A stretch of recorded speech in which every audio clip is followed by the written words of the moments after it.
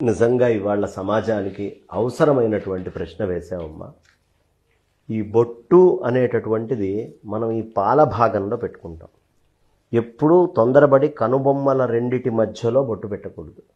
కనుబొమ్మల రెండిటి కంటే కొంచెం పైగా బొట్టు ఉండాలి, కొద్దిగా పైగా బొట్టు రావాలి.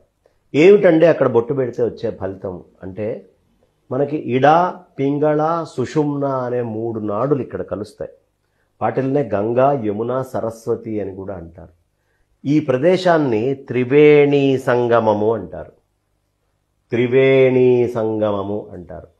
ఈ త్రివేణి సంగమం గంగా, యమున, సరస్వతి అనేటటువంటి కలిసే ప్రదేశంలో బొట్టు పెట్టుకుంటే ఆధ్యాత్మికంగా చాలా ఉన్నతి వస్తుంది అని చెప్తారు.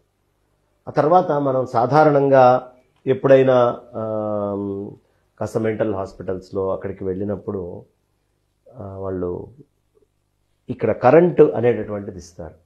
నేను అడిగా, ఏమండి అక్కడ కరెంటు పెడితే ఏమిటి మీకు వచ్చే ప్రయోజనం అంటే, ఈ మధ్యలో ఒక నరం ఉంటుందండి, అది కాంట్రాస్ట్ గనక అయితే మనిషి యొక్క బిహేవియర్లో మార్పులు వస్తాయి.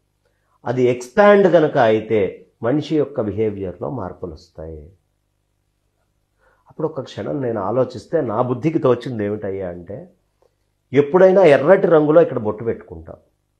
రెడ్ కలర్ ఏం చేస్తుంది? లైట్ని ఎక్కువగా అబ్జార్బ్ చేస్తుంది. Red colour absorbs light. ఎప్పుడు ఎనర్జీ ఒక ఫామ్లో ఉండదు. Energy transforms from one form to another form. ఒక ఫామ్లో నుంచి ఎనర్జీ ఇంకో ఫామ్కి ట్రాన్స్ఫర్ అవుతుంది.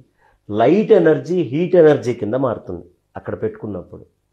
ఆ హీట్ ఎనర్జీ అనేటటువంటిది అక్కడ మారినప్పుడు లోపల ఎప్పుడూ ఆ నరాన్ని కాంట్రాస్ట్ కాకుండా ఎక్స్పాండ్ అయ్యేట్టుగా చూపిస్తుంది.